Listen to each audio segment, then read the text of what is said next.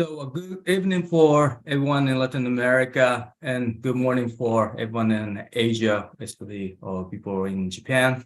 So thank you for participating in this BVC LATAM Connection. So our principal online event, which aims to connect multilateral ecosystem connections. So we started a presidential event in Brazil back in 2018. And since then, we have organized several presidential and online events in many countries like Japan and Brazil, Peru, Colombia, Ecuador, various countries. So I'm Mitsuru, CEO of BVC. And we kind of started encounter positive, kind of complicated issues. So our name started as a Brazil Venture Capital when we started, but as we grew our network and the regions that we work in the scope of Latin America in general, so our name has started creating some confusions. So, but on the other hand, when people got to know our name as a Brazil Venture Capital, it's easy to remember. So before starting the session, let me make a small announcement for everybody. Because after a long discussion, we finally made decisions to change our brand. So please take a look at this small presentation.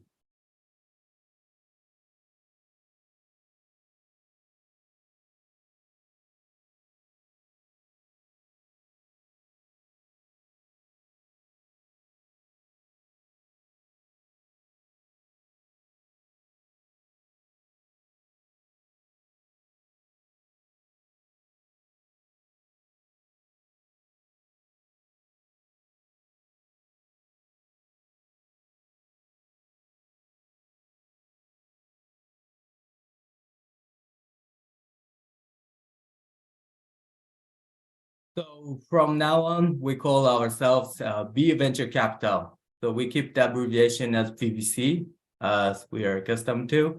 And we also renewed our website's URL to bventure.capital. So today we have 3 chapters. The first, my colleague Anna will update our recent activities in Latin America. Then we have several guest speakers from our portfolio startups to update their businesses. And finally, we will have a pitch contest with our friends juries from venture capital industry in various countries in Latin America, inviting startup in very early stage, which participated in our program. One is called the Startup Boost Lab, and our one of the community that we contribute as a co-organizers, which is called the WonderTech. So to give opportunity to present their businesses to international audience. So hope it will be a great opportunity for you to get the sense of a startup ecosystem in various countries in Latin America today. But before moving forward, let me share the following disclaimer. So this event is purely educational and networking in nature, and it's not a solicitation for investment. No securities are being offered and no investment are being sold. So any investment related activity should take place outside of this event within legal frameworks. So we urge due diligence in all interactions. So now I pass the button to Anna to update our activities. Please welcome Anna Prieto. Hello, thank you, Mitsuru, and hello, everybody. So let's start. So thank you today for being here. My name is Ana Prieto, as Mitsuru said, and I'm an associate at BVC located in Colombia. Today, I would like to give you an overview of our purpose at BVC. So let's start. We have a mission to support 10,000 startups by 2040 to solve global problems. And to achieve that, we are constantly working on 5 verticals. First, pre-investment is investment. Second, programs for entrepreneurs. Third, nurture and rated segments. Fourth, cross-border ecosystem networking. And 5, LATAM Proceed Startup Database. So Before telling you more about these initiatives, I would like to introduce the team behind all this. Our diverse team have presence in several LATAM countries, and we are constantly searching for new opportunities. So, coming back to our thesis, we invest in perceived tech-enabled startups that aim to solve critical problems and have an impact in at least one of the following pillars: inclusion and diversity, environmental sustainability, and digital transformation to support a small and medium business. We look for a startup that have a fully developed MVP with initial traction and revenue, and that are operating in Latin America. We have invested in 34 early stage startups in Latin America. As you can see, most of them are working on fintech, insurtech, proptech, another amount in future of work, agri-food tech and resources, and the last for e-commerce and logistics. And you will meet some of them today. So, second, the programs for entrepreneurs. So we have created the Startup Boost Lab, that is our mentoring 5 weeks online program that focus on fundraising. Through this program, we have working with 40 startups from 11 countries in Latin America, helping them to create the fundraising strategy, and we have invested on 2 of these startups. Third, nurture and rated segments. So here, gender diversity matters, and we take action to help reduce the gender gap in the industry. So we do it in 3 ways. First one, we support and co-create along with Black Sheep, Startup BC, and Pigma a community by and for women in tech ecosystem. And here we include women that are working on government, on other VCs, also in accelerators, and of course, founders. And we call it Wonder Tech. We are more than 250 women helping each other to grow and building a better society. Our second initiative is through our special edition of the Startup Boost Lab that is focused in female founder. And third, the last one, and not least, is that our team consists in 50% plus female founders. We believe that diverse teams can achieve better results, so we actively search for diverse teams in startups as well. For cross-border ecosystem networking. And here, we don't just host events and networking activities in our main markets, as is Colombia, Peru, and Brazil, but we also are actively participating in and seek opportunities of investment in countries as El Salvador, Guatemala, and Ecuador. What is more, some of our investors, our Japanese investors, have direct invest in our portfolio startups. Such is the case of ARPA, that is one of our startups in Brazil, and was invested by Yamaha and Drone. And the most recently one, Megabyte, that is one of our startups in Peru, and was invested by Skyline. Additionally, we have a project with the Japanese public organization to solve social issues in Latin America using Japanese tech startup solution. And the last, our LATAM Proceed Startup Database. This database covers the 6 major Latin America countries: Brazil, Mexico, Argentina, Colombia, Chile, and Peru. It includes more than 30 accelerators, the more relevant ones, and track more than 1,000 startups per year since 2021. It is how we are solving and how we are moving forward to achieve our goal of supporting 10,000 startups in Latin America. Thank you for your attention. Now I am handing over to Fernanda, who will dive into the next section. Thank you, Ana. So as part of today's event, we have a special segment dedicated to showcasing the accomplishments of 8 startups from our portfolio. Those startups have shown a lot of potential, and we're glad to provide them with this platform to share their activities with all of you. So this session is not a pitch competition. It's an opportunity for our portfolio companies to connect with you and hopefully inspire some collaboration and support as well. So the dynamic will be as follows. I will call on the founders, and each of them will have 4 minutes to share their screen and present their pitches. Once the 4 minutes are over, I will interrupt the presentation so we can respect everyone's time and move on to the next one. So there will be no time for questions during this section, but if you want to learn more about any of the startups speaking today or about our investment thesis, please just reach out to any of the BVC team members. So before we start, I want to remind everyone that this event is educational and for networking purposes, and it's not a solicitation for investments. So no securities are being offered and no investments are being sought. Any investment-related activity should take place outside of this event within legal frameworks, and we urge due diligence in all interactions. So diving into the presentations, first I would like to call Fernanda, who is presenting database from Ecuador. So Fernanda, you may share your screen. You have 4 minutes. Thank you.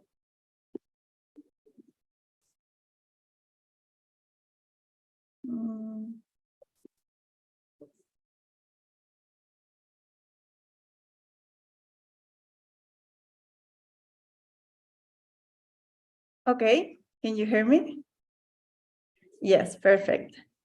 Hi, everyone. I am Fernanda Aldrete, CEO at Databits. I want to start by saying that since our foundation in 2019, we have added important investment funds to our portfolio, including Brazil Venture Capital, because we share the same values and they are always willing to help us with new valuable connection for the growth of our business. So thank you so much for the invitation. And to start with the pitch, I want to introduce you to the founding team formed by Fernanda Square, with more than 15 years of combined experience in enterprise sales, education, and technology. Also, we worked for the last 3 years in a big data analytics consulting firm where we realized the difficulties that companies of all sizes have in implementing this type of technology. In fact, 85% of these initiatives fail, not for a lack of technology, but lack of skills. And that's why we created Databits, an education platform specialized in data science and artificial intelligence that allows companies to obtain results from the first month. And how do we do it? We have an educational methodology based on solving practical cases by industry. Also, we assess the level of analytical skills and make recommendations. And we teach live and self-paced courses in data culture, data governance, data privacy, data analytics, and AI. Our distinctive factor is that we are a specialized platform focused on the B2B market. Databit seeks to become the leading company in specialized training for SMEs, where today no competitors are solving their short-term technical problems through education. Therefore, the huge market opportunity represents $3.80 million in Latin America. We have a membership business model per user according to the size of the companies, their needs, and technical challenges. Today, we have trained over 4,000 students and have achieved an MRR of $45,000. That meant for us a growth in sales of 54% per month. Currently, we work with world-class companies and SMEs in Mexico, Ecuador, and Bolivia, and our go-to-market strategy consists mainly of making a strategic alliance, like our most recent ProduBanco, the bank with the most significant number of SMEs clients in Ecuador, allowing us to access to 20,000 companies to improve their decision-making. Last year, we closed with revenue of $250,000, and this year we are looking to reach $600,000 in revenue, focusing on conquering our main market, Mexico. Thank you very much. We are DataBit and we empower teams with data. Thank you, Fernanda. So the next one presenting will be Eduardo, representing ARPAC from Brazil. So Eduardo, you can share your screen. You have 4 minutes. Okay. Good morning or good evening to everyone. Let me share my screen with you. Please, can you see it now? Okay, thank you. So I'm Eduardo from ARPAC. I'm going to present these agricultural spray services with drones, just like the picture shows. So the ARPAC, our purpose is to develop and promote technologies that reduce the volume of spray chemicals while solving farmers' problems. And we use drones plus artificial intelligence to do that. So we provide service in the field, first to identify weed infestations, and then to spray chemicals and biologicals precisely. We developed our own drone and we customize drones by other manufacturers to optimize our offer. And we are located in Brazil. So Brazil is amongst top 3 in a lot of crops, such as pasture lands, soybeans, corns, sugarcane, black beans, and coffee. So we are in the top 3 of the world ranking. So there's a lot of potential to scale our solution inside Brazil. So in our company, everything starts by research and development, and then we manufacture the equipment. We have a factory for that. So we monetize by providing service on the field. And we provide 3 types of service. First, the chemical application, biologicals application, and mapping. Most of the mapping is to apply chemical and biological precisely. Everything we learn on the field returns to the research and development and become innovation in the drones and in the processes.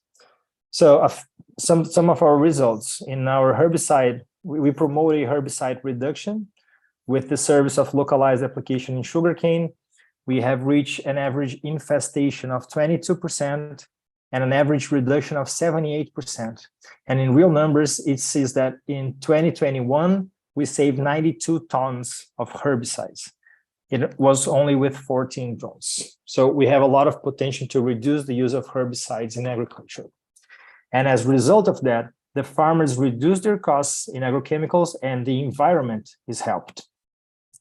So this picture shows very easy how is the service. So you got the drone flying, the sugarcane, and the infestation, and the drone will apply chemicals only over the infestation and will spare all the rest of the crops.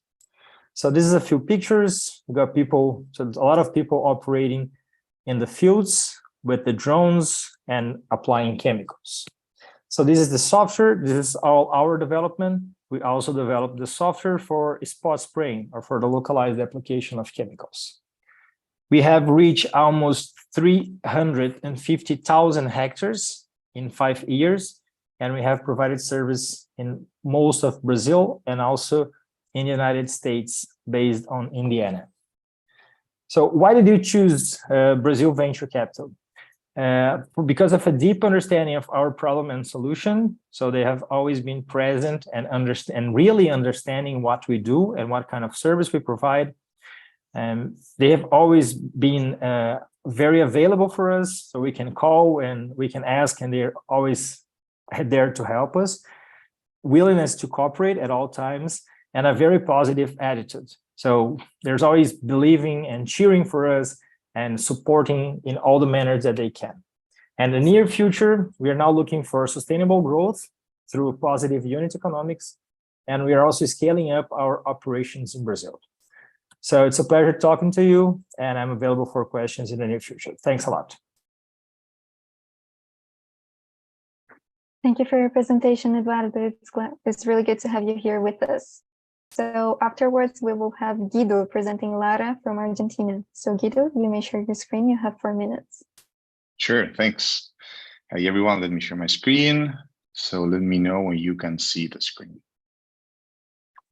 Is that okay, right? Nice. So I'm Guido. I'm the CEO and the co-founder of Lara AI. So just a quick summary on our team. It's me and Alan, the CTO. We both known each other since we were kids. I was one of the partners and the chief revenue officer at Hearance, which was a company that got acquired 2 years ago. So this is our second venture. And then I was the VP of LATAM from Innovate. That was the company that acquired our past venture. And Alan was one of the founding members and head of engineering of Trocafoni, a Brazilian startup that achieved more than $50 million in annual revenue. And we have a bunch of investors, among them one of the best, which is Brazil Venture Capital.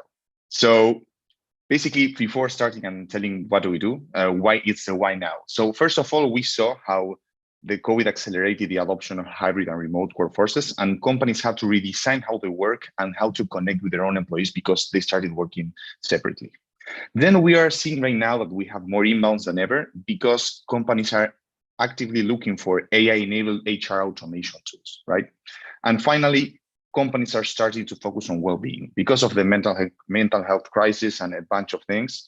This became a priority. So basically, Lara shares real-time people experience analytics to the HR and the managers, and also has an intelligent automation of HR things through an AI personal assistant for employees. So basically, as I just said, Lara is the employee's AI personal assistant that has a suite of modules called Experience, Helpdesk, and Communication. And those modules interact with employees through those conversational interfaces such as Teams, Slack, WhatsApp, and also is integrated with the HR tech stack of the companies, which are a bunch of different companies. So we are kind of an octopus connected to all of the HR platforms. So the experience, in the experience module, Lara has frequent conversation with employees and shares real-time analytics on employee experiences. On the help desk module, we can answer requests or questions from employees within seconds in different factories, stores, or locations. And on the communication module, we share automatic and personalized messages to all of the employees. So just a quick summary of the main problems that our customers have. There is a huge employee HR radio. So the HR says, I would love to speak with every single employee at this company, but I don't have the time or the scale. And this is an issue because of the second thing, which is the employee experience blind spot. Companies have a lack of real-time visibility on how their employees are doing, right? And also, at the third point, the interactions got complicated. It's super difficult to interact with all of your employees in different places, right? So this is causing that an employee disengage with this mark here and increases the attrition and reduces productivity or the efficiency of the company. So basically, Lara has frequent and hyper-personalized conversations with all of these employees. He gathers insightful information about their experiences and generates real-time alerts and people analytics for the HR teams and the managers. Then we also can answer questions within seconds to all of the employees, also through Lara, through Slack or Teams. And all of those questions are answered on a personalized ways, generating analytics about the most common topics asked, such as, are they asking about benefits, vacation, documents? Are they requesting, their pay slips? So we can automate all of those transactions and workflows. So we charge between $4 and $2 per employee per month.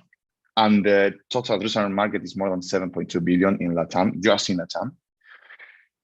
We have 65 points on our customer eNPS. We have more than 35 B2B customers. We are a team size of 20 lawyers. And those are some of our customers trusting us on measuring the employee experience and automating the HR workflows. So that's it. Thanks. Thank you, Guido. So the next one is also from Brazil. So it's Camila presenting Jobicam. So Camila, you can share your screen, please. You have 4 minutes. Yes. Hi, everyone. Here's good night. Could you hear my? Could you see my screen? Okay. So, we are the workplace diversity booster, and everybody knows that job opportunities are not equal for all. And the social and moral issue is impacting directly in our economy due to the lack of diversity in the workforce. And companies are losing a lot of money with this problem, 30% in revenue due to this lack of diversity.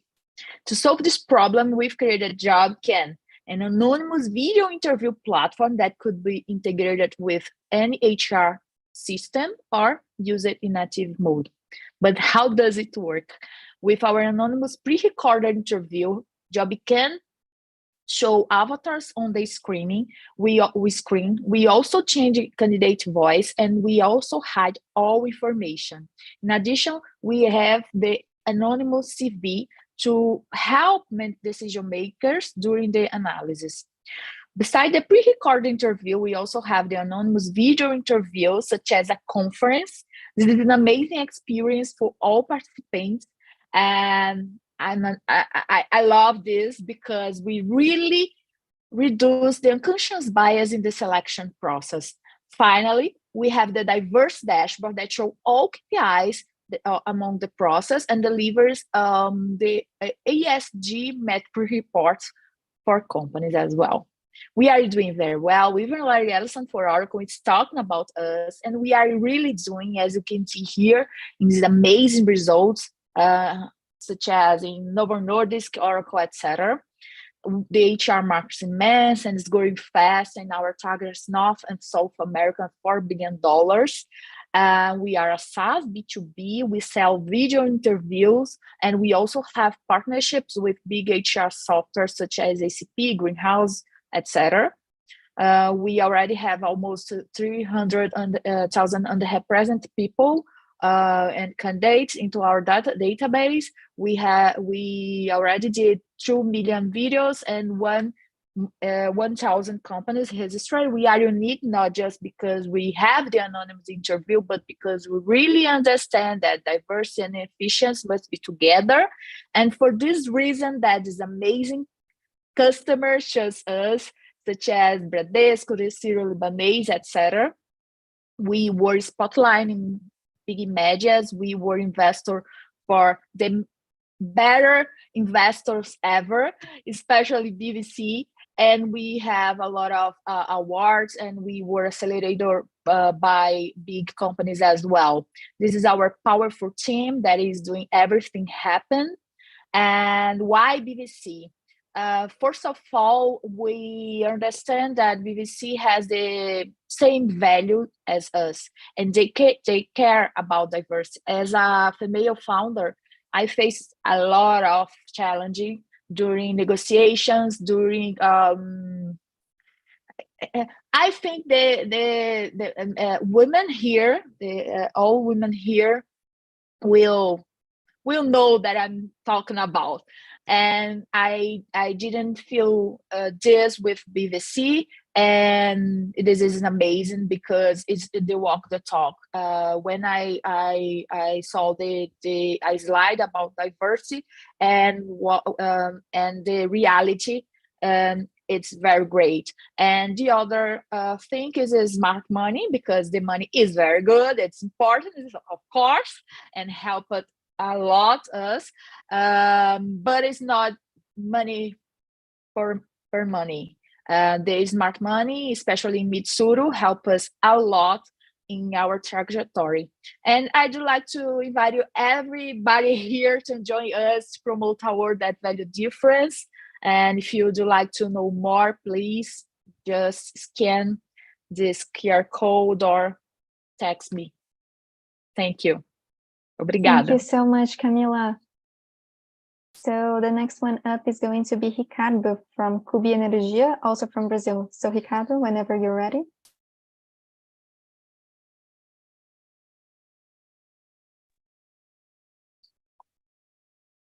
Hello, everyone. Are you hearing me?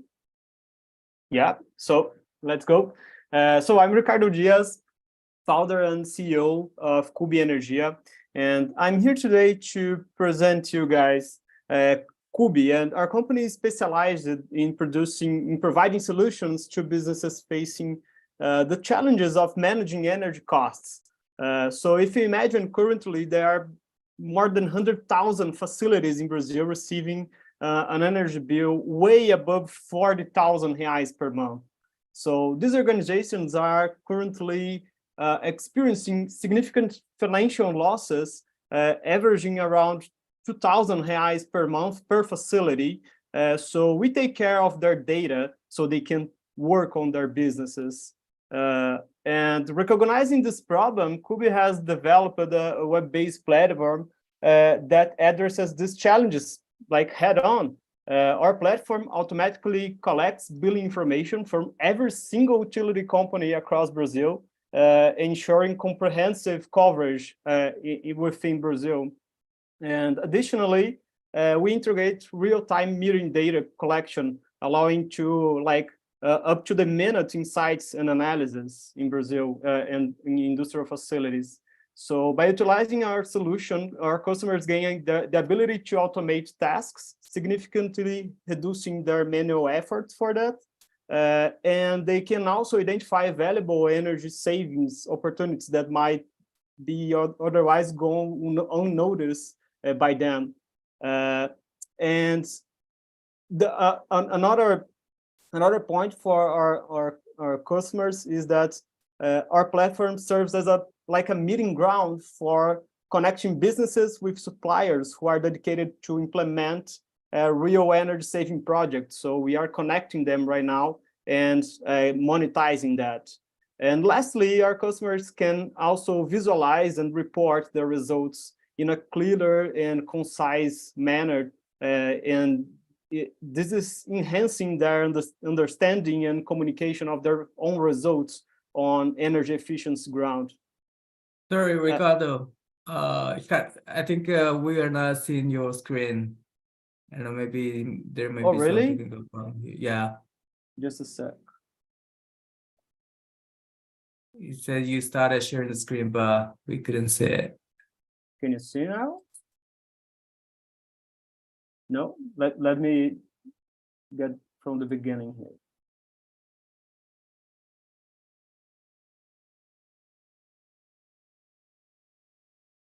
How about now? No? No, not so.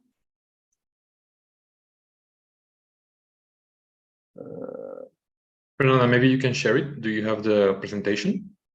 I don't. Oh, If anyone now on the about BVC now? team has. now we Yes. can see that. Yeah. Are you seeing now? Yes. Okay, so I was talking that our customers are really understanding their and enhancing their ability to communicate how they are going through their achievements on energy management with our platform as well.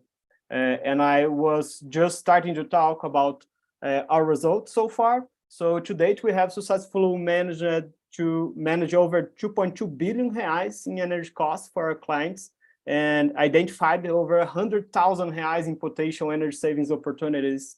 And that's a clear message to the market that we are strengthening our commitment to maximize efficiency and sustainability in Brazilian industry. And we have over 15 case studies with various segments of customers here in Brazil as well.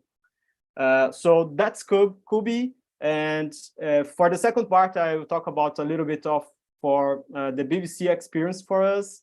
And if I have to summarize, I would summarize in 3 parts. So the first one, I believe BVC always have given us a safe space to share and build trust.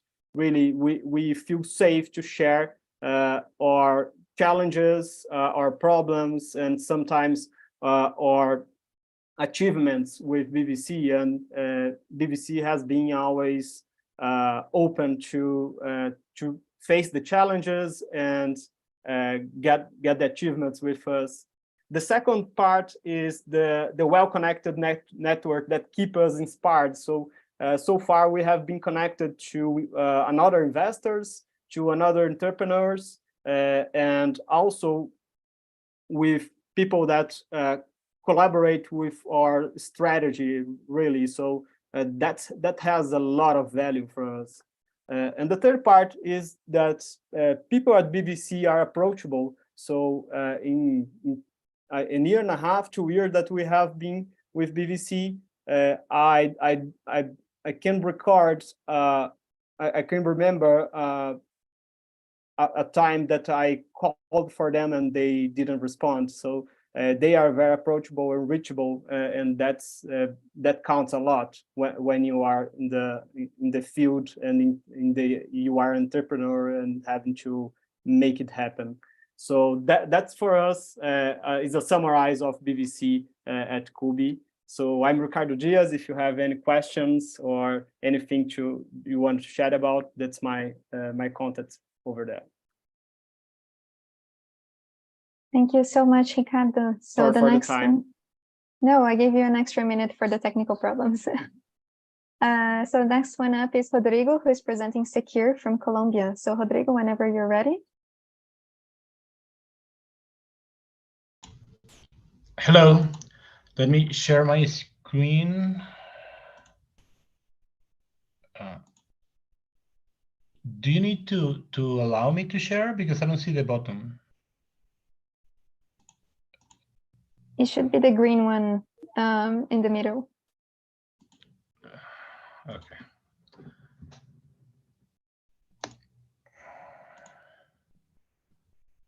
Okay. So, okay, there you go. Can you see my screen now? Can you hear me well? Yes. Okay, thank you. So first of all, I wanted to say why we joined Brazil Venture Capital as one of our investors in Secure, and it was because they were really founder friendly, and the due diligence process with them was really transparent for us, and they make it like really comfortable. And fundraising is hard for founders, and with them we find like a safe space. And also from the moment they join our team, they have been really hands-on, helping us to solve issues and sharing their network, introducing us to other investors. And that we're really happy to have them as a team member in Secure.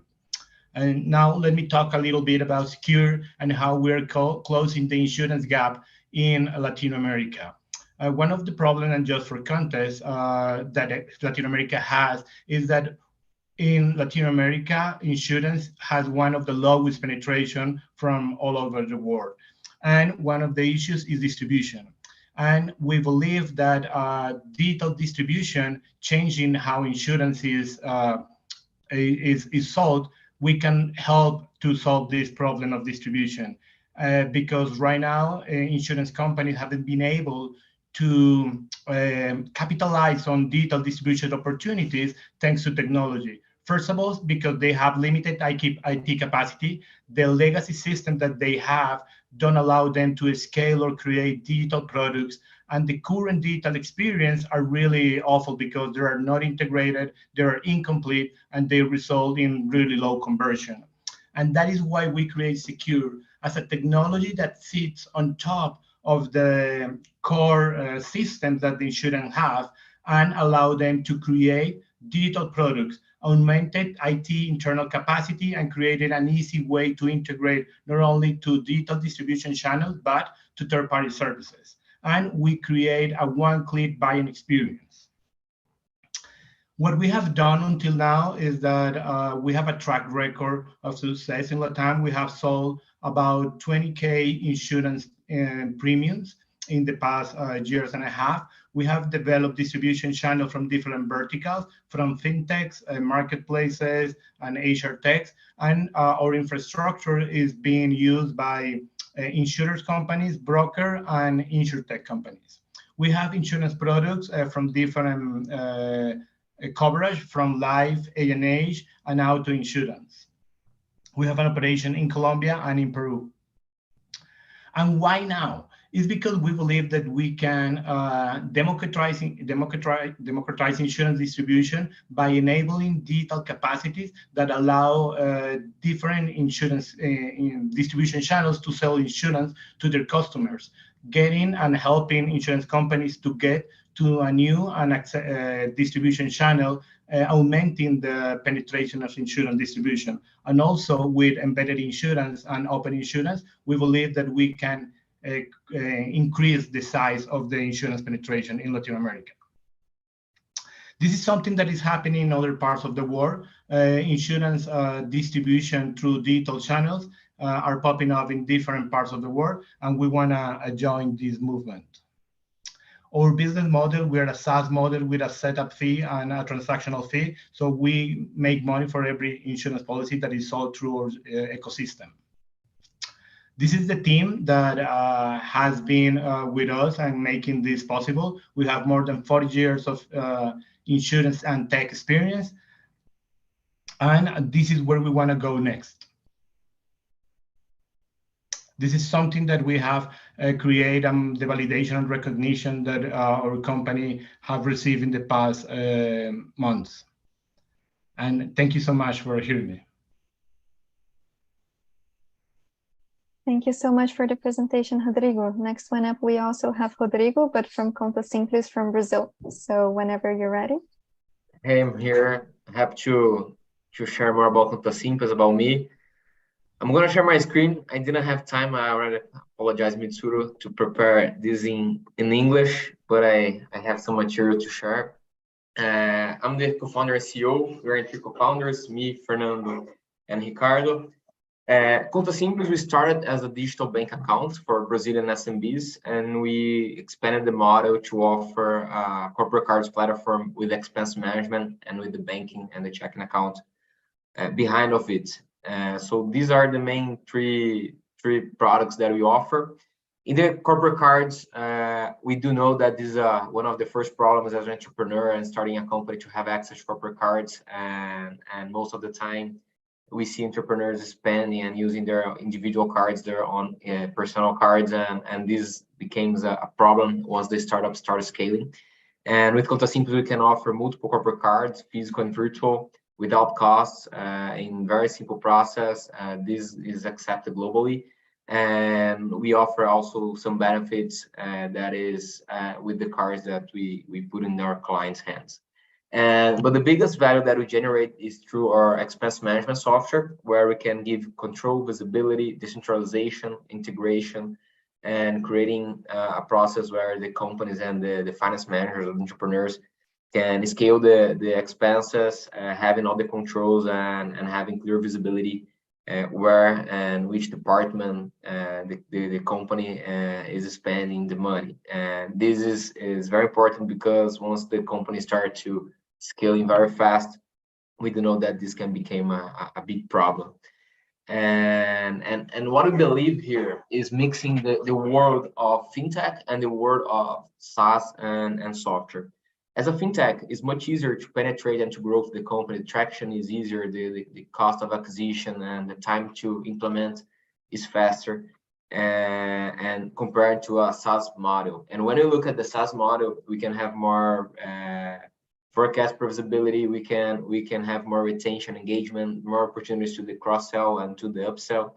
And by combining these two words of fintech and software, we have a very strong power and where we can generate a high value to our customers. At the same time, we can generate a high value to the company and as a business model. And looking in some companies where companies could find this mix between fintech and software, we understood this can give a powerful business model and very scalable with all the benefits of traction and retention, engagement, and also the economics of a software company. Here are some numbers that we have. We have more than 25,000 active companies in Brazil. In around 3 years, we multiply our total transactional volume by more than 130x, in our deposits in almost 80x, and in clients in the same proportion. So these are some numbers that we could achieve. This is a business model that has been proven out globally. One of our benchmarks is, of course, Brex and Rain in the United States, where they are valued in Brex in $12 billion, Rain in $8 billion. Div was acquired by Bill.com for $2.5 billion. And we have so many others around globally that we could put in an example. And looking in our market, we have only 0.3% of the market share, but we have a whole market that you capture. And to conclude, I would say that why BVC, Mitsuru and Brazil Venture Capital, or the time that we got the investment, were one of the first investors to believe in our vision, in our idea, and they were very, very, very founder friendly since day one and helped us a lot, with, especially in the initial of the journey, with the strategy, KPIs, and structuring all the vision of the company. So that's why we choose BVC and is one of our best investors here. Thank you. Thank you so much, Rodrigo. So the last one to present in this section will be Frederico, representing Dora from Colombia. So whenever you want to share, Frederico. Good evening, everyone. And please let me know when you are seeing my screen. We can see it. Okay.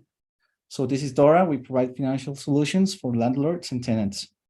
If you are familiarized with this image, you're also familiarized with the problem. More than 20% of the tenants pay rent late, and the product that solves this on average takes 3 weeks to sign a rental contract, and if the tenant is on default, the money is reimbursed 45 days later. This involves the owner's cash flow being interrupted in delay and friction from third parties. These problems represent a huge opportunity in the rental market. In Colombia, only 4 out of 10 Colombians live in rent. This is almost 37% of Colombians in 8 million units. The first 20 main cities in Latin America have 15 million of units in rent. And between the insurance, financial, and rental market, this represents a LATAM's total addressable market of $166 billion per year. Right now is the perfect time for starting Dora for several reasons. Home loan interest rates are historically high in Latin America, leading more people renting instead. The pandemic has caused an increase in digital nomads, and they live in rent. Rent provides a refuge to inflation, as annual increases are indexed on the consumer's price index. And real estate is the top investment choice for Latinos. This is when we launch our product beneath WhatsApp and white label links that does mainly two tasks. Know your tenant for real-time screenings. With approval comes the digital contract and the rental lease bond. As we previously measured the risk of the tenant, we allowed for the landlord to offer 0 deposits to all residents, as we function as a deposit waiver services between both parties. We pay the rent to the landlord and every 6th day of the month, and simultaneously, we automated the tenant's payment directly to Dora. Our business goes for 2 ways. For tenants, every screening costs $15, and in the event that the tenants pay the rent after the due date, they'll be enrolled in our flexible rent program. Under this program, the tenant will pay the rent amount plus a commission ranging from 5% to 20%. This ensures that the tenant won't have to directly interact with the landlord or real estate company. For the landlords, we offer a 4% discount, and small real estate companies that pay the rent upfront every 6th day of the month. For larger real estate companies with in-house rent collection solutions, we provide the basic rental lease bond without additional fees, with a commission of only 2%. We launched our project in the last December, and held over 4,400 screenings until April, with an approval rate of 86%. And we are currently present in 9 cities in Colombia and experience a growth rate of 39.5% last quarter, with a month-over-month increase of 14.2%. We are seeing early success in our business consumer line, with 20-month contracts guaranteed with more than 120K in annual rent. And in our business-to-business line, we have already secured 102 contracts guaranteeing more than 346K in annual rent. Overall, we are already generating 1,000K monthly between both lines and experiencing exponential growth. At Dora, we strive to connect with the entire rental ecosystem. This is why we have developed the first screening API that is already up and running in CRMs, marketplaces, software as a services, and real estate units. We also integrated Dora with complementary insurances products to create a super guarantee. Dora Dorales is one of our most ambitious projects, which integrates ChatGPT to WhatsApp, allowing real estate professionals to solve doubts about concerns about rental contracts, taking account the laws of every country, and it also includes a property searcher that connects new rental leads to potential tenants. And finally, we offer banking as a service cash in and cash outs for rents on autopilot, making the process seamless for our clients. Our business model has been successfully in other markets, as evidently by referrals in Brazil, Mexico, and Colombia. Quintanduar is a successful unicorn in rental in Brazil, and in rental advances, we have Adelante in Mexico. Flexible rent payment option provides by Jetty, a streamlined tenant onboarding and screening process for Lemonade, a unique tenant scoring for Neighborly. We also have Morada Uno last year with participation in Y Combinator, and in Colombia, our main competitor is the bootstrapped Fianli. We are proud to introduce you our Avengers team with a combined experience of over 15 years in the insurance and real estate industries, as well as significant involvement in startup acceleration programs. Federico, I'm really sorry to interrupt you, but your time is over, so we'll have to interrupt you. But thank you for your presentation. It's a pleasure to have you here with us. And with this pitch, we wrap up this section of the event. And I want to thank all of the founders who spoke here today. We're thrilled to have all of you here. And we look forward to seeing what you guys will do in the future. So a reminder that if you want to talk to any of those startups or know more about our thesis, just contact any of our BVC team members. So now we will have a 3-minute break. And afterwards, we will resume with our pitch competition from our other programs. So thank you so much to everyone. We'll see you in a bit.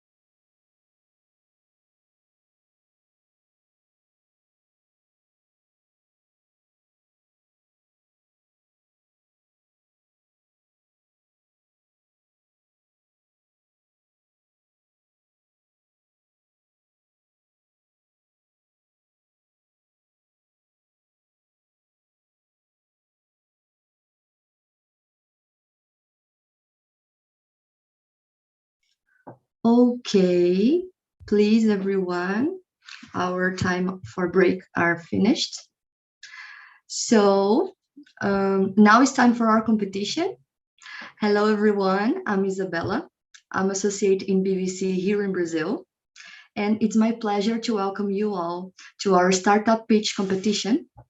We have 7 amazing startups that have participated in our Startup Boost Lab program and also in WonderTech, who will be presenting their businesses ideas in front of our esteemed panel of 6 judges. So our judges, please, thank you so much for being here. Our judges are Rodrigo Vilauta from Caricaco, Elizabeth Acuna from AVP, Felipe Garcia from WOW, Luis Narro from Ayala, Lucia Montalvo from Salcantay, and Viviane Hadiuki from Investec. Thank you so much. And each startup will have 4 minutes to deliver their pitch, followed by a questions and answer and comments, very quick, about 2 minutes, session with the judges, 2 minutes for questions and comments, and 2 minutes for answers, okay? Each startup will answer 1 question. After this, the judges will vote on which startup they believe is the best and most promising. We are proud, again, to have you such successful and knowledgeable judges on our panel, and we can't wait to see the innovative ideas that the startups will present. This is an opportunity for these entrepreneurs to showcase their products and services, network with industry professionals, and potentially win mentorship opportunities. I'd like to emphasize that this event is solely focused on education and networking, and it should not be considered as a request for investment.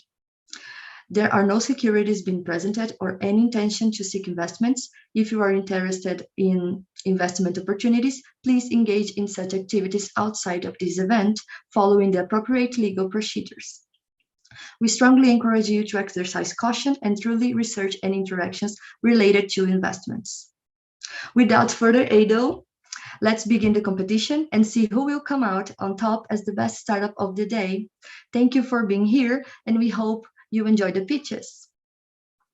So please, we welcome our first startup, Super Fruity. Hello. Hello, you have 4 minutes. You see now? See me? Yes. Okay. Hello, everyone. My name is Germán Cardona. I'm CEO and co-founder of Super Fruity. The first thing I want to say is English is not one of my strongest skills, so be easy with me, please. And go. Super Fruity. What is Super Fruity? We connect farmers with business owners through technology so they can save time, money, and work. Simple as that. There are 2 big problems that we are working on. The first one is customer journey. Mrs. Maria, the owner of a neighborhood store, has to get up 3 a.m., take a taxi, go to the marketplace to buy goods, and she has to pay for a vehicle to transport the goods and a person to load it. This costs her something like $400 and more than 100 hours each month. That's a huge spend in money and time. There are another problem, the farmer's tragedy. Mr. Juan, an avocado farmer, has to sell his product in his town to an intermediary who will then sell it to another intermediary who will sell it to the marketplace where Maria shops. That causes that Mr. Juan received 40% less than what Maria paid for the product. This is a huge problem. How do we solution this problem? First, we develop a mobile app where business owners can easily and quickly shop, getting everything they need. A logistics system capable of making deliveries in record time. And I mean it, record time. We are far faster than anyone else. And of course, use of technology to improve the communication and information. In this market where no data, now it's data. Data exists now. The market is huge. LATAM 88 billion. It's a very big market. And the market is completely fragmented and no competitor has more than 0.1% of the market. That's truly interesting. But there are competitors? Sure, they are. Fruana is one of them, and the local marketplaces where the people actually shop, where the business actually shop right now, it's another one. But we are quite different because we have focused in a single category that allow us to have more products in our portfolio, lower prices, and lower delivery times. And also, we let our customers to choose size and choose readiness in their products, and of course, technology advantage. The business model is quite simple. We buy some price, we sell a little higher. The average gross margin is 17%. We don't have inventory, we buy on demand, and the margins increase proportionally with the sales. Look at the graphic. We started with a margin about 10%, but we eliminated intermediaries, and now we are about 17%. And it will increase in the future. Traction, what do we do in this time? We accomplished $2 million in sales, more than 1,000 customers served, and more than 20,000 orders delivered to the date. Now we have some other customers, bigger enough, not like the business owner small, but more big. An example of that is Fruana, who's our customer right now, and hotels, restaurant chains, and so on. To make that, we have a very good team. I have all my life working in this. Gina Jimenez, founder of ComproAgro, the first marketplace in whole LATAM, and Christian Alzada, a guy who knows everything about logistics. What's coming? Sales about $150,000 monthly, new app release, and break even and completion. Everything of that in June. And that's it. Thanks for your attention. Thank you so much, Herman. Now I will invite Rodrigo Villalta to make a quick questions and answers session. 2 minutes for questions and comments, please. Thank you, Isabella, and thank you, Herman. Your English is great. Don't worry about that. So it was perfect.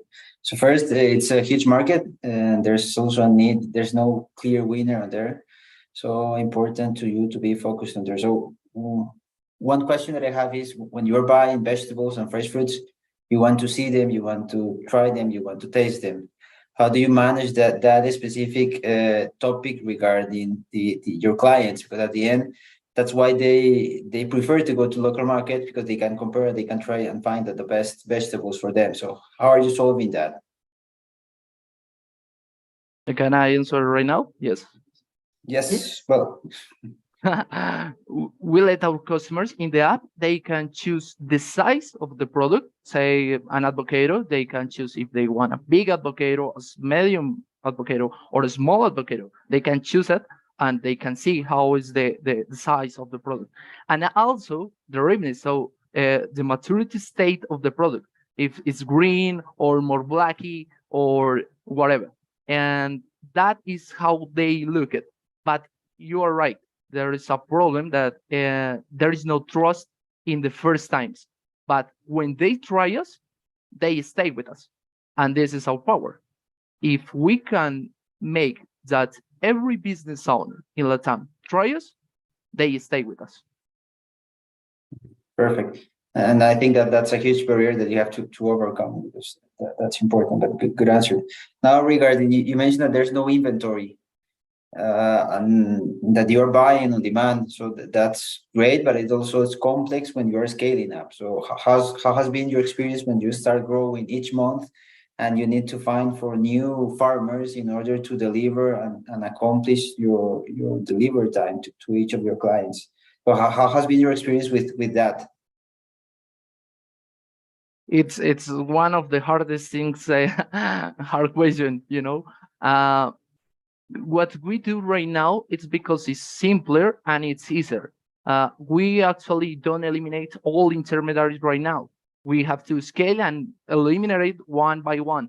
So the thing is, now it's simple, but you're right. This is a problem to scale.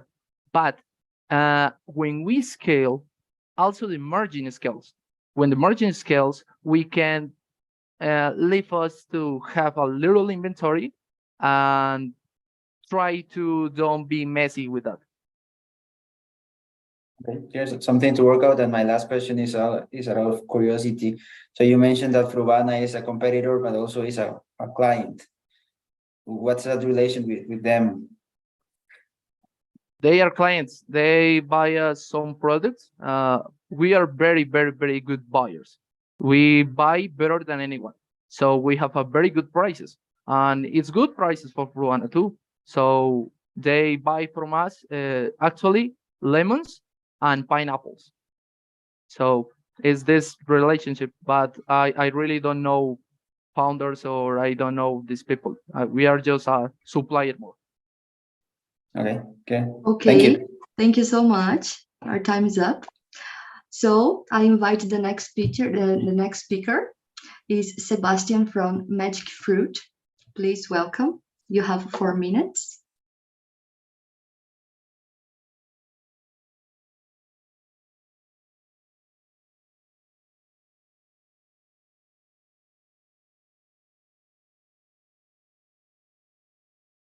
Sebastian, I think you are muted.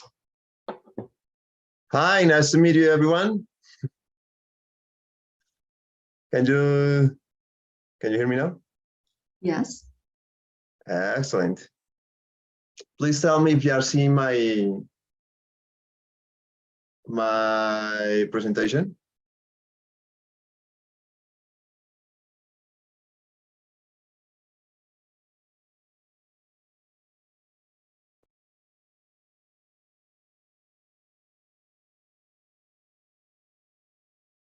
Are you seeing my presentation, or? It's there. Yeah, it's there. Or are you seeing the part that it's for the picture? We're seeing the part that is for the picture. Both, yeah. With the notes. And now?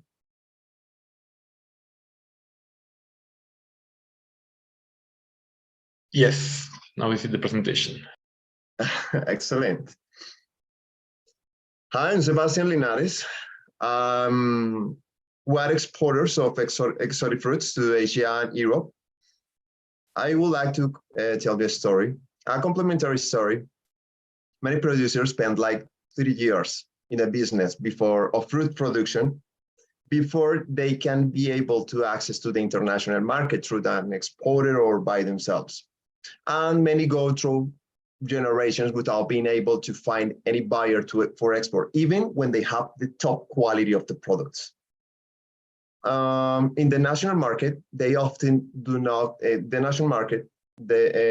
don't recognize the real value of the fruit, so they pay really low prices. And it's a lot of intermediary people. But there is a reason for that, and it's lack of communication. In many cases, these persons take the fruit, sell the fruit from the agriculturist and of the farmer, and then they pay the fruit to the producer. So the entire risk is in the producer. For this reason, we developed a methodology and a digital tool that can allow producers to find new buyers.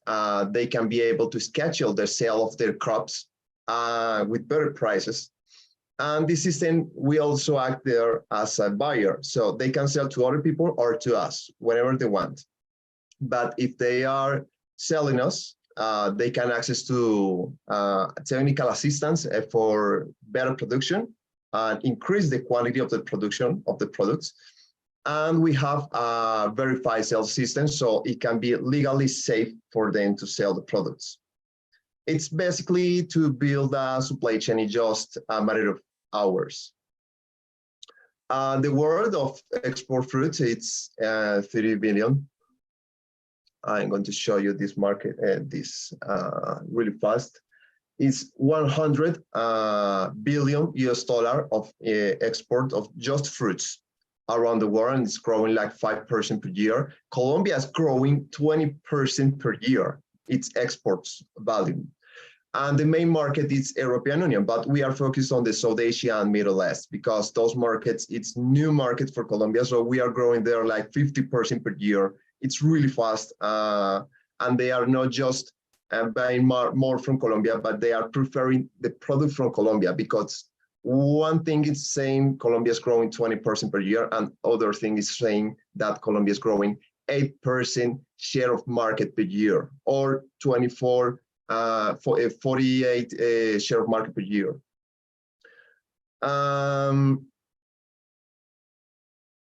We have more than 25 different fruits now. We produce in a sustainable with 3 pillars, like sustainability. We stabilize the ecosystem of the producer that sells. Then we manage to have fair prices because we program the sales.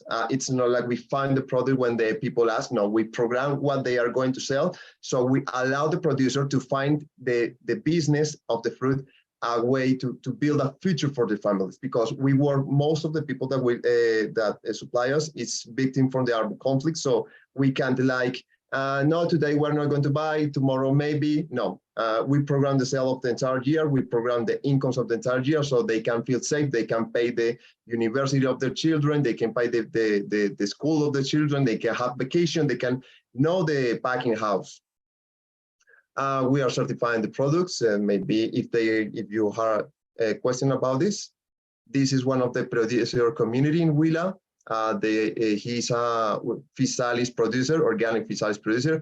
This is the first packing house that gave me the opportunity to export to South Asia. This is my first pallet. It wasn't even complete, but it was with love. It had pitaya. We started like the picture of the left. Then we started to tell stories in the international market. So that's the reason we can enter easily to international market. We work together with the government. We helped to open the mango protocol to export to European Union. Actually, we started that. Then the institutions take advantage of that. Start to manage their responsibility, and they finish the protocol. But we are the ones that we notice it, that the problem, the European Union wasn't buying a mango from any part of the world. So we detected that, and we managed to start the process to open the market again. Most of the victims of the armed conflict are coming to Bogota. Some of these women, I'm going to tell you the reality. Sorry, Sebastian, your time is up. I'm sorry. Okay. Thank you very much. So the next speaker to present is Magdalena from Adara. Oh, sorry. We had question and answers first. So I will invite Elizabeth Acuna to make some comments about Sebastian's speech. Hi, Sebastian. Nice to meet Hi. you. I know it's difficult to do a pitch in only 4 minutes, so I totally understand. I have quite quick feedback for you, and hopefully Julia shared with me the deck, so I have more information that you show. So some ideas for you is like to have some numbers in monthly numbers or quarterly numbers, so I can understand how the business is now and how it's growing. Also, I like the slide that you have about the team. It is like the full team, but I think it's important to have another slide with only you and your co-founders or the C-level, so I can see your previous experience.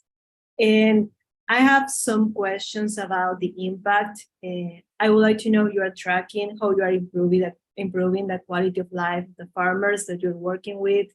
If you have some success cases that you can share. And also, if I have time, I know you have only 2 minutes, about the competitive landscape, do you have some like competitive advantage? Are you using some technological component that helps you to be different or more scalable than other exporters? Thank you. Yes, actually, we developed a new chatbot that, for example, a producer says, I have a problem of fungi with my farm. And the bot starts to tell him how to manage that. And if they want specialized assistance, they can contact agronomists directly, and the app can tell them where to buy and even send the products that they need to the farm, so they can implement the technical assistance from us directly. So it's like a marketplace, but it's a smart marketplace. And it's really easy to use because we try a lot of apps, but the producer, they have a curve of learning really high. So the best way is just a chatbot. And this chatbot can be also by voice. They can speak with the robot, and they are not going to notice it's a robot. So that is the technological component that we have. This is our secret tool. Almost No one knows what, but if you're a supplier or a buyer, you are going to hear about it. And how we work with the producer, we invest in the farms. For example, this farm, it's a Physalis farm. They are not part of our community, but they are going to be. But for example, we improve their productivity of the producer, and then we start to pay better for them. So we can increase the incomes like from 10 million Colombian pesos to 70 million Colombian pesos per year. We can have like 300% of a margin of the investment of the people, because if they sell through our app, we can have a legal way to demonstrate the sales. So we can sell the invoices. It's like sell the invoice. Actually, it's not factoring, but it's similar to factoring. So if you have like 1 million Colombian pesos to invest in small businesses, you can invest in trading operations. You wait for the money coming from the international market, and then you have the margin. And maybe I'm seeing like we have some seconds. Maybe you can share a little bit more about your co-founders and more about your experience. Actually, was the one responsible. I was the responsible from 2017 to 2018 for the entire export operation of the entire country. I was working with the government, and I am also a developer. And this is my team. We created a way to sell products not just in the international market, because most of the product that cannot be exported because of the sizes, for example. So we distributed in the homes of the people directly, so they can access export quality with really low prices. We did that in the pandemic situation, because most of the people didn't have money to pay for food, but we had the advantage that we can sell directly from the producer with really like the half of the price from a fruiter, but in your home, you know. And it was really easy for us because we have the product, we have the inventory, and we can sell it very easily. We don't have to find it. Our time is up again. Thank you very much, Elizabeth and Sebastian. So now I call the next speaker, Madalena from Adara. Please. Hi, Isabella. Sorry, in the chat, Kim asked if she could go now because she had a problem. Oh, if you all are okay with that? Yeah, I'm okay with that if she wants to go. Okay, so Kim, please, you have 4 minutes. Okay, thanks. Thanks, Magdalena.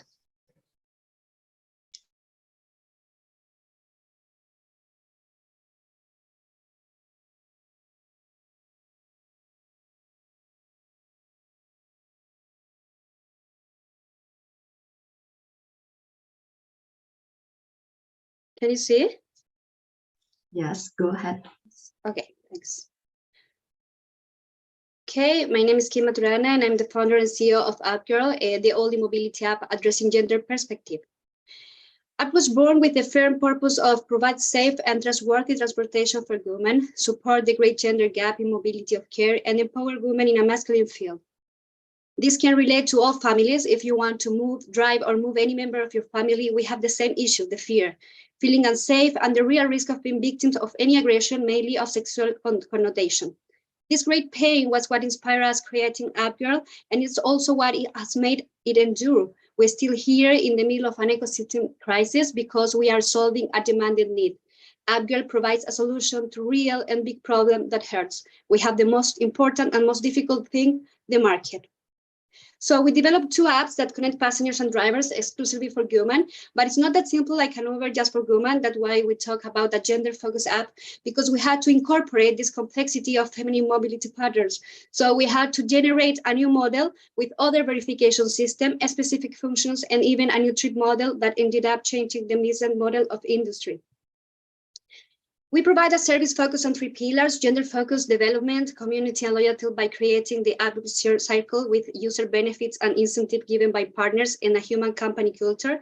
And finally, a business model with a lighter cost structure given by recurring traveling model and collaborative strategy.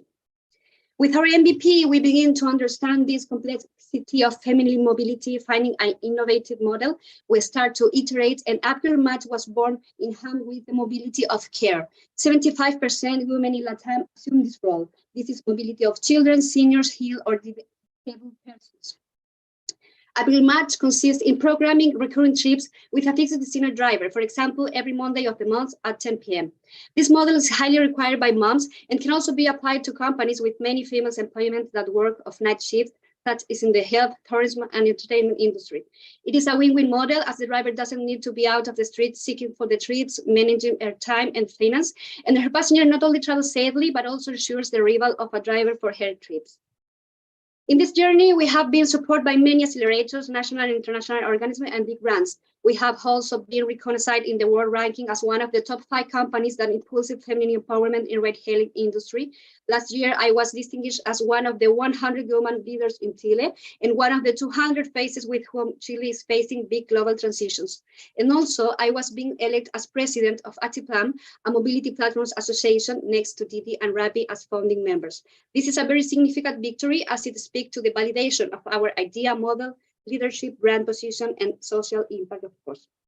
Our traction has been organic, and we have reached 3,000 drivers and 15,000 passengers registered in 2 regions of Chile. Note that Uber has only 5,000 drivers in the same area with millions of dollars invested. The ride-hailing market is large, and LATAM is one of the most where we share the same needs, pains, and conditions to be able to operate. In fact, Mexico has already offered us a brand. Kim, we are missing a little bit. Maybe you should speak a little bit closer to the microphone, like from this slide. From this? Yes, please. Yeah. Okay. Sorry. The ride-hailing market is large. LATAM is one most important, where we share the same needs, pace, and conditions. In fact, Mexico is very often. I'm sorry, but I don't know. We cannot hear well. So it's strange. Maybe I can jump in. I'm Chris, the CLO from Upgirl, and I'm here assisting Kim. Maybe if you guys allow me, I can jump in and take over. Okay, yeah, yes, please. Okay. Thank you. Okay, so Christina. with regards to the market positioning and expansion, as Kim was saying, we have already around 15,000 passengers and drivers if we add them all up. And if we see what is the potential market, you can see that in Chile there are around 10,000 and 1,800 drivers, 1,250,000 passengers. If we consider 50% of the users, then we have 2.5. In LATAM, we can also see the numbers here that we have 128,500 drivers. If we just consider 5% of the market, we have 1.285 and a lot of passengers and users. I mean, if we go global, this is really a huge market, as we are considering 50% basically of the market, considering the statistics regarding male and female passengers of the ride-hailing apps. Kim, can you please pass the slide? She's presenting, right? So, well, we have a founders team. We're mostly females, as you guys can see. We're mostly women. Kim founded this app during the pandemic. So we are a team that have already faced a pandemic, an economic crisis, a sanitary crisis. So with the resources that we have received by collaborating, we have really come this far. So imagine what we can do with more financing, and if we can push our model and bring it together and continue developing it. So we take care. We are very focused on the mobility of care mainly. We try to bring a solution to women, to females that are developing and that are facing a lot of challenges in this very challenging world. Thank you so much, Christina and Kim also. Well, since Upgirl mentioned they will not be able to do the question and answers today, we are going to the next speaker. So now is Madalena from Nadara. Please welcome You have 4 minutes.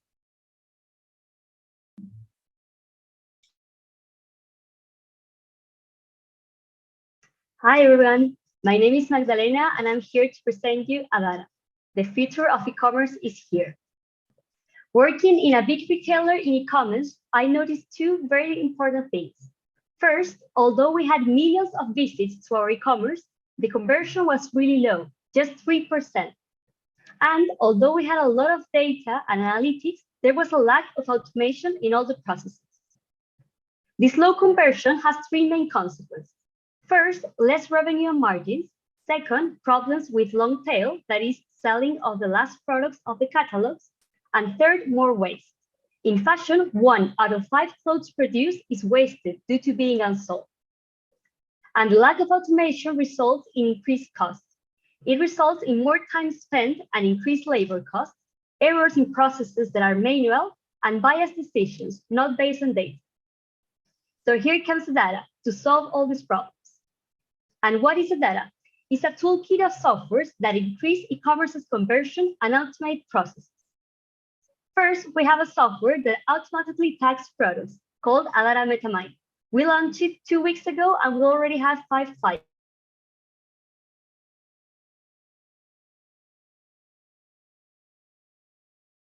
Them in different aspects, like type of sleeve, type of color, etc. And then the brands can have all these descriptions automatically. And the second software is a personalization software called Adara Smart Personalization that uses data from social networks and e-commerces, and through algorithms and AI creates a selection of products that is different for each user, and this increases conversion. Our business model is a SaaS. For Adara MetaMind, we charge $0.2 for each tagged product, and for smart personalization that we're launching at the end of June, we will charge plans between $50 and $600 based on the sales of the brand. And we differentiate from competition in 3 main aspects. First, we use data from multiple stores to feed all our algorithms and our softwares. Second, and very important, we're very easy to use. Our competition are very hard to implement and you need a developer to work with it. And third, we're native to Shopify, one of e-commerce's biggest platforms worldwide. And we have received ample support. We raised $40,000 from family and friends, went through Startup Chile, won a government grant from Corfo, and received $40,000 from angel investors. And our roadmap includes launching new products and entering enterprise and big companies.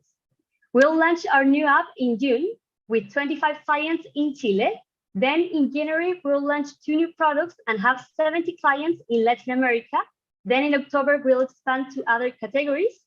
And in December, we'll enter enterprise and big companies with 300 projected clients, small and medium clients. And the market opportunity of our software is all of e-commerce. There is a market of $6.3 billion that is growing at a rate of 22%. There are more than 24 million stores worldwide that could be our customers. And we're a multidisciplinary team of excellence. I am the founder and CEO. I have more than 7 years of experience in retail and e-commerce, and I have founded a fashion store. We have a co-founder and CTO, Diego, that is an expert in Shopify, industrial engineer with a major in development. We have 2 analysts that help us with the engaging of the brands and all the development of the brands, and a developer that supports Diego in the front and the back. And we have a board that is Trinidad. She's an endeavor entrepreneur, and Rolando, renowned entrepreneur, winner of prizes like Entrepreneur of the Year of Ernst & Young. And finally, why us? We have validated the problem for brands is real, and they're willing to pay for our products. Our business model is highly scalable, and we have an experienced and complementary team. I invite you to send me an email if you want to learn more about that. The future of e-commerce is here. Thank you.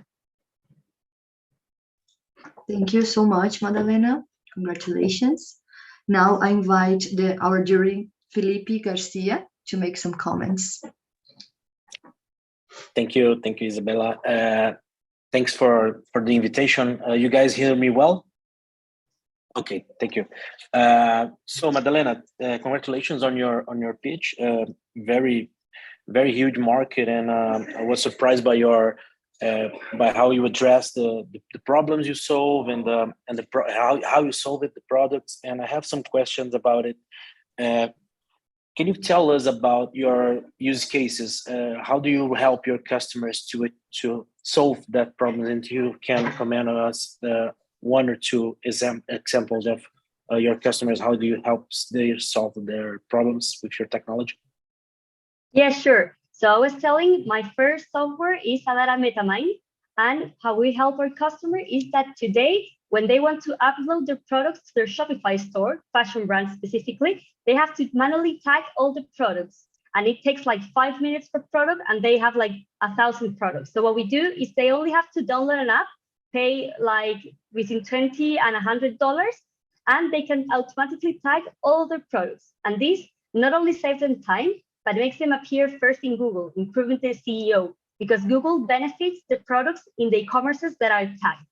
And finally, what we do also is we create, with the help of ChatGPT, the descriptions of the products. So also the brands will have the descriptions automatically based on the tags.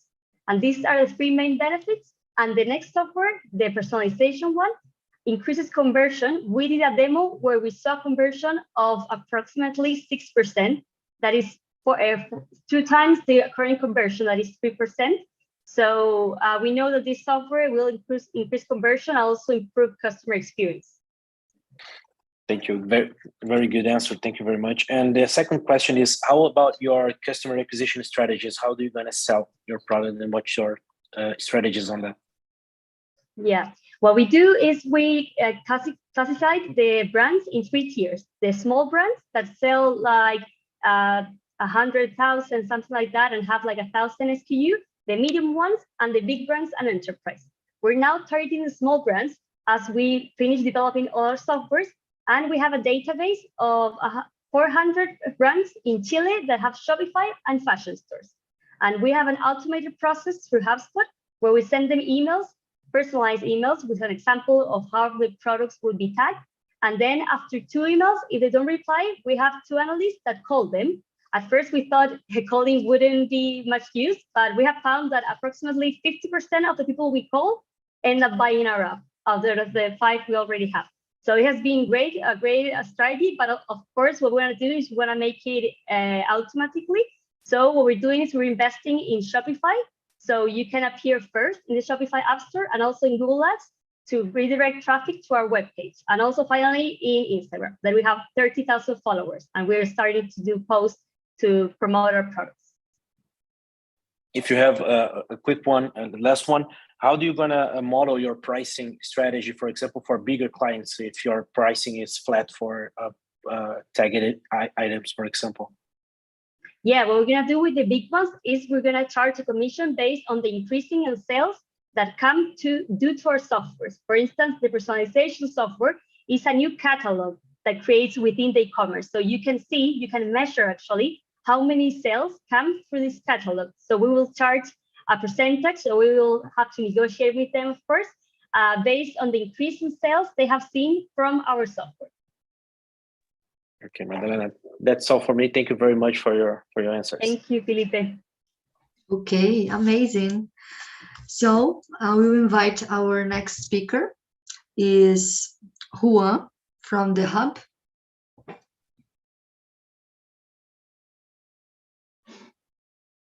Hi guys. Hello, we are hearing you. You can start. Sorry. Now you can see my screen.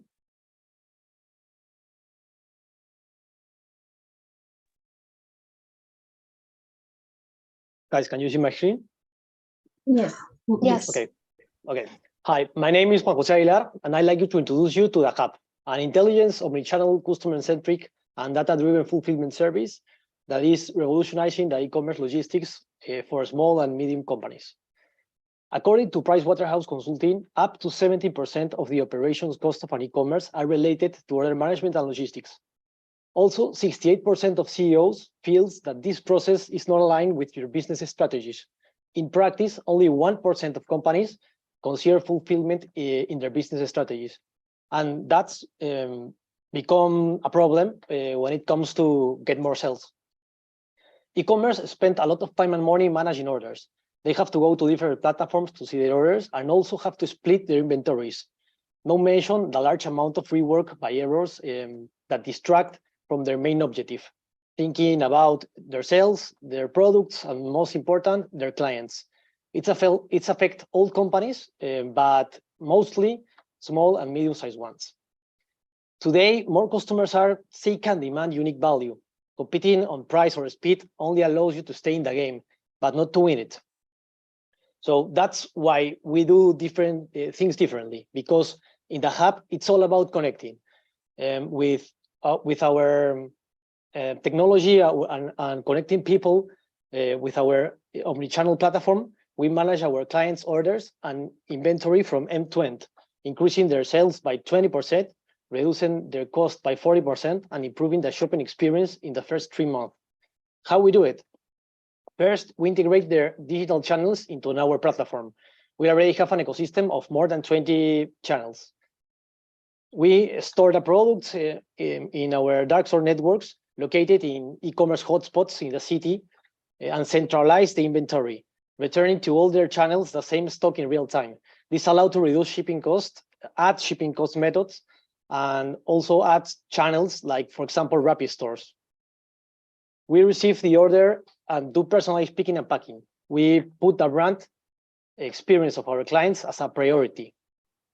Also, we manage shipping, last mile and reverse logistics with our partnerships, offering to our clients discounting prices. Last but not least, fulfillment marketing. We involve the marketing areas of our clients in the process. Through data, we seek insights to personalize orders, align the logistic process with the business strategy of our customers, improving the shopper experience, and increasing loyalty. The market is huge and is constantly growing. In LATAM, e-commerce retail sales reach $115 billion. Only in Peru, total orders grew 300% compared to last year, 400% of new business online with 13 million monthly users, reaching 9.5 billion of sales. And our sum is 10 million. Our model is a B2B model. Our clients pay on demand for each order they generate. We convert administrative expenses and fixed costs into variable cost, allowing efficient scalability. We have processed more than 40,000 orders. 98 of them were perfect, and we generate $150,000 in sales in 15 months. Our traction is good, but we are always looking to improve it. We have grown 300% since our launch in January 2022. During this time, we have been recognized for our potential by important organizations in the ecosystem, winning different grants in all our participations and being invested by Brazil Venture Capital. We believe in the potential of our team.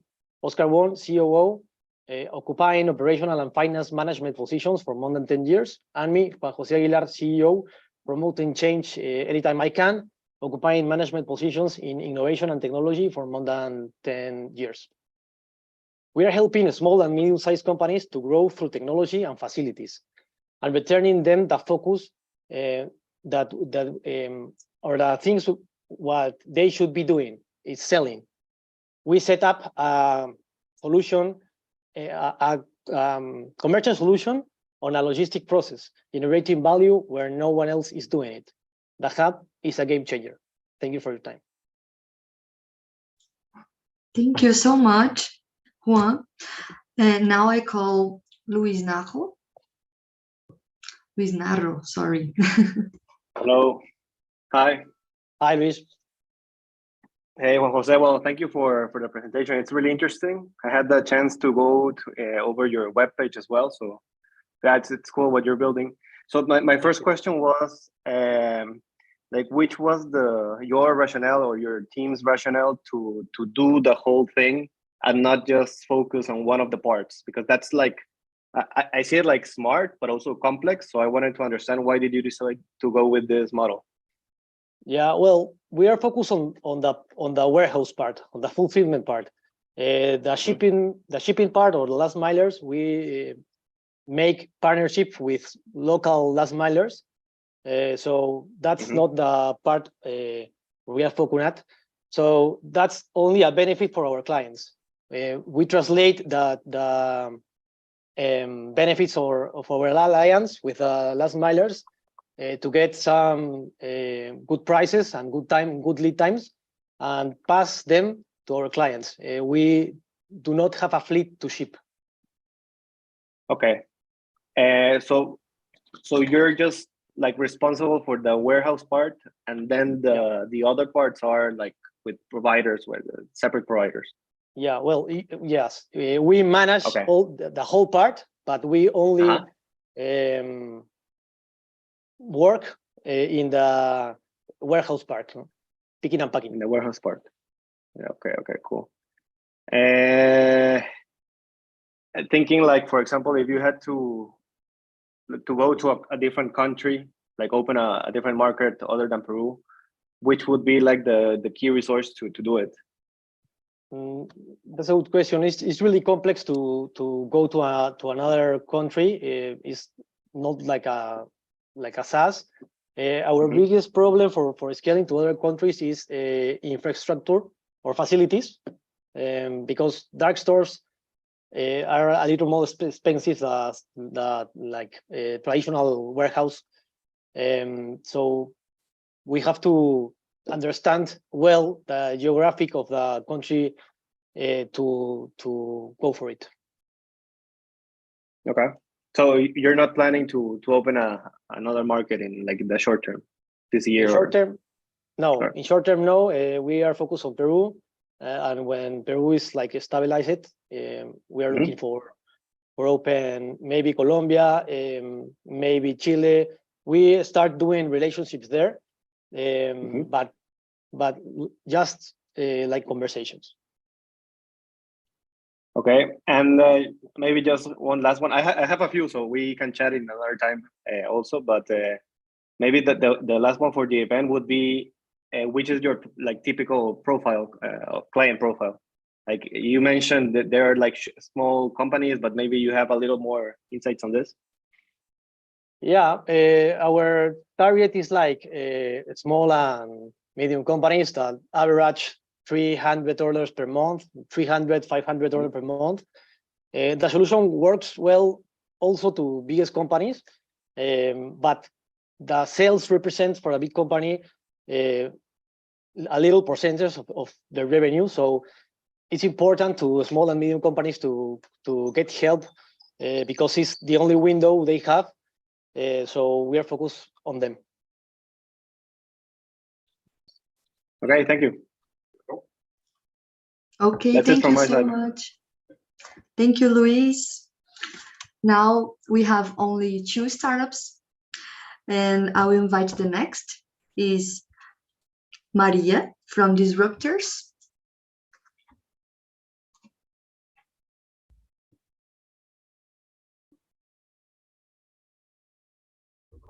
Oh, can you see my screen now? Yes. Okay. Hello, everyone.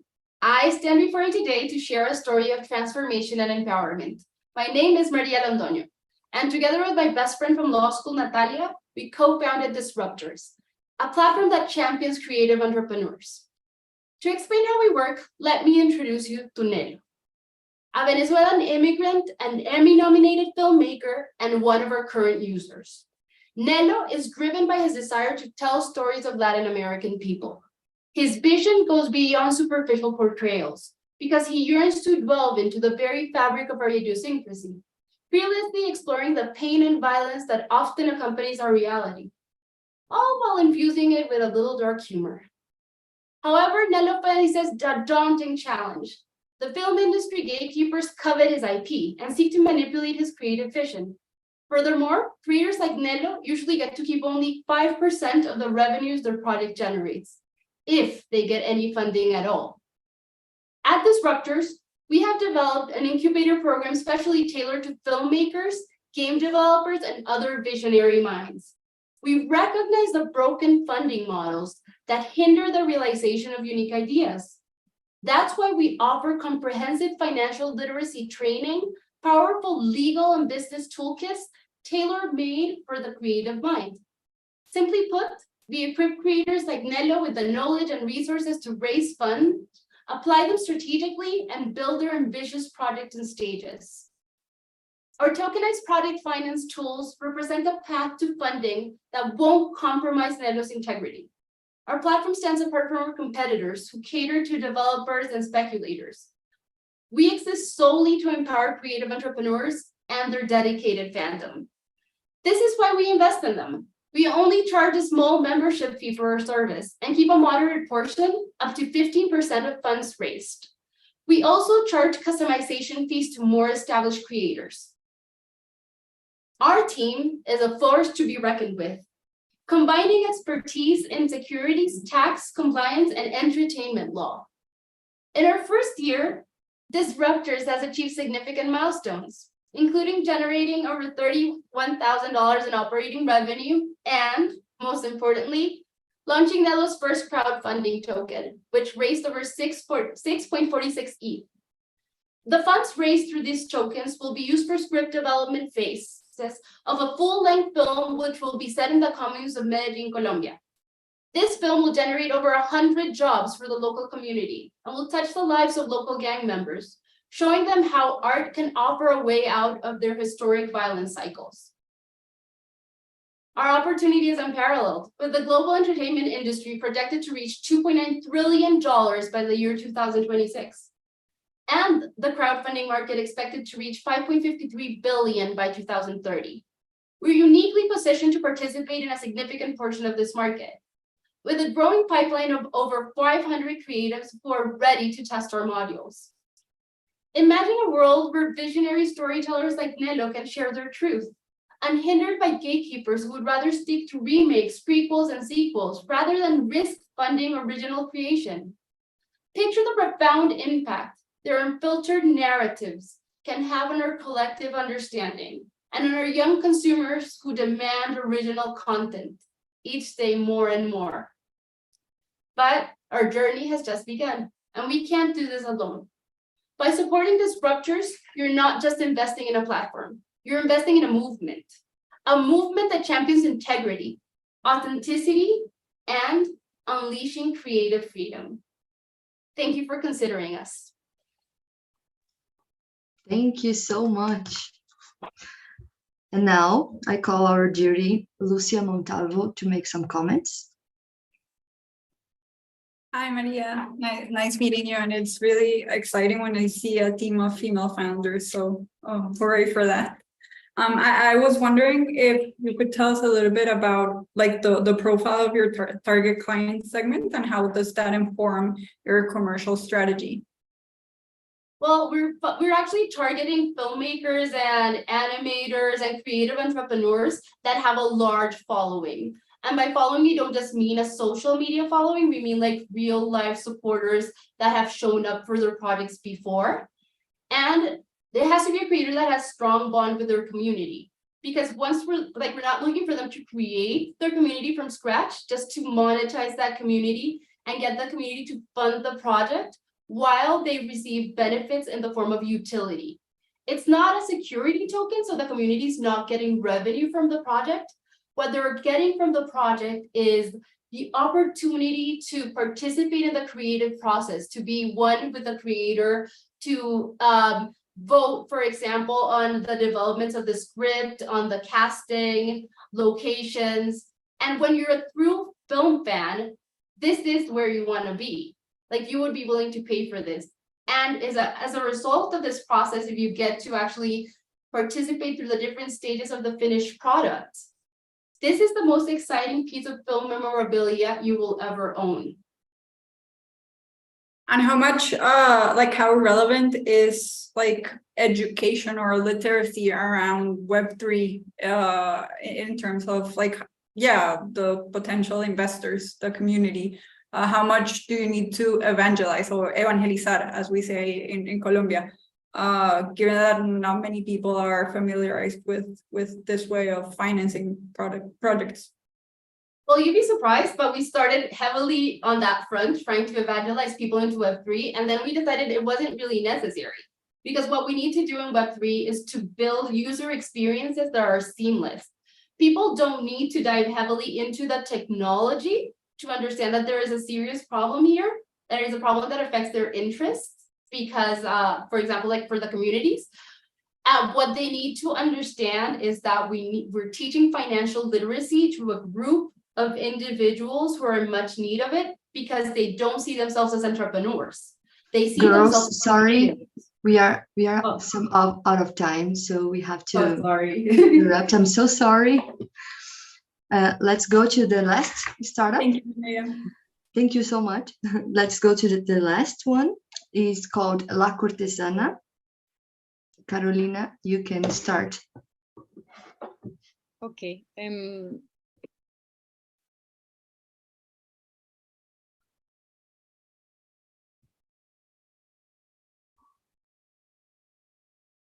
Can you see my screen and can you hear me? Yes. Perfect. Okay, let's share how is that we are connecting the textile and fashion industry in one place. First of all, I am Carolina Gaitán Montoya, the CEO of La Cortesana. I am a fashion designer and I have more than 10 years of experience in the textile and fashion industry, developing different projects. In this journey of experience, I have recognized 5 things that we all must know about this industry. It is the second largest industry in the world. The industry is not only about fashion and garments. It is a $3 trillion industry. And the majority of brands and companies outsource production services with the small manufacturers. This is the most important. Most of the textile products that we use daily are made in small manufacturers in family homes. In Latin America, we call them talleres, satélites, maquilas. Maybe that's why more than 80% of the textile workers in the industry are women. We face as an industry a lot of problems and challenges.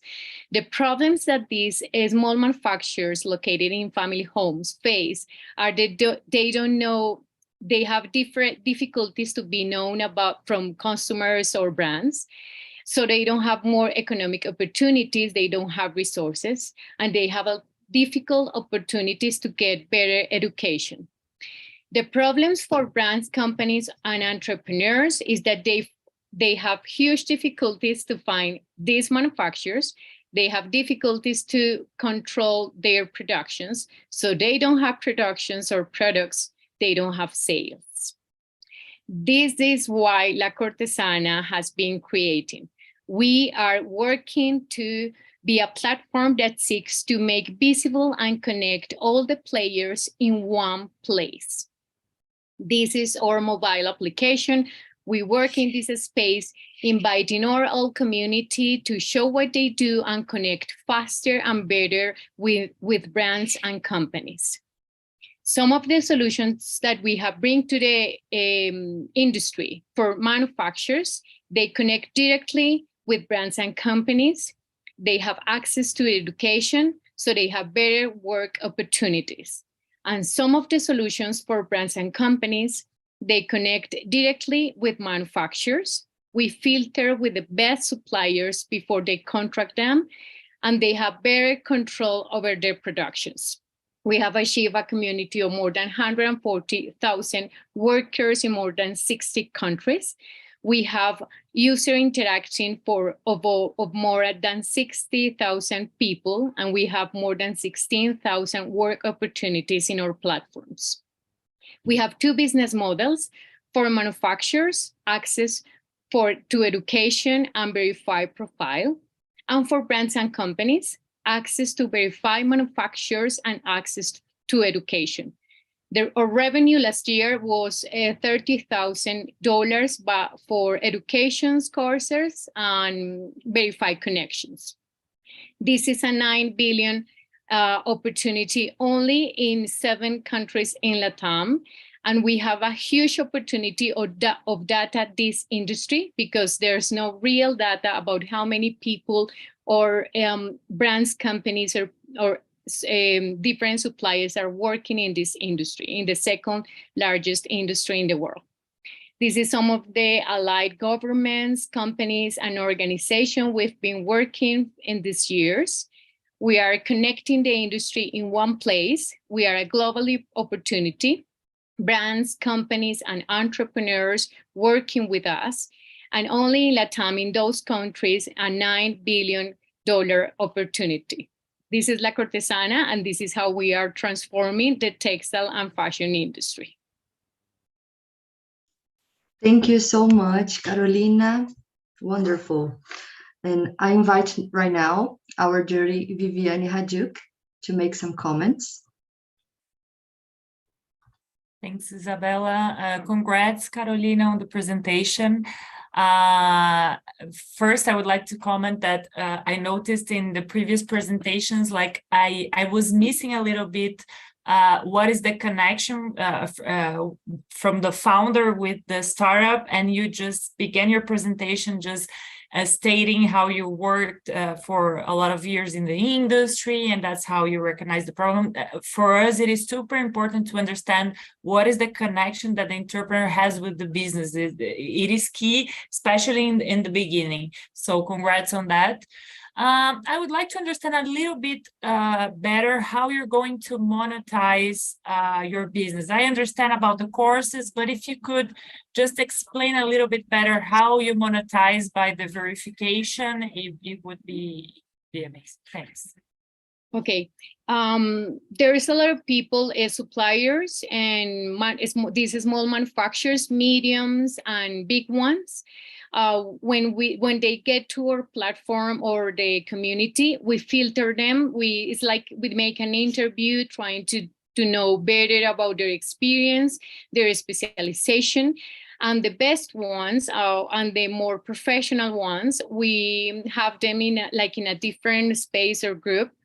And the idea is that companies, brands, or entrepreneurs, when they ask us to connect them to any of those manufacturers, we ask them for $3,300 for a verified connection. We look for the information in our data in these verified manufacturers, and we connect them directly.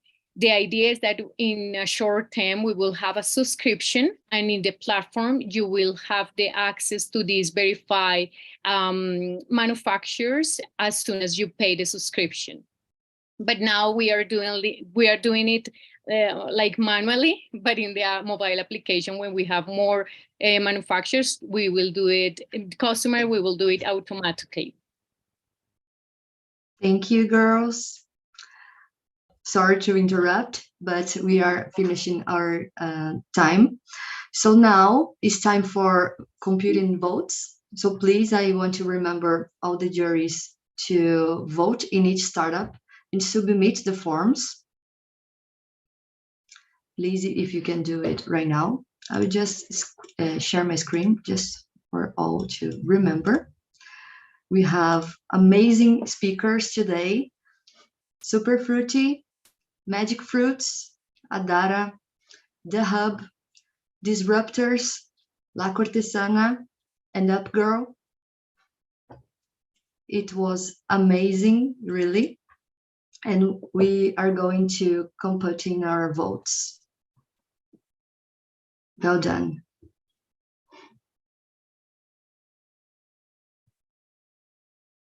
In a few minutes, I will announce the winner. So please stay here.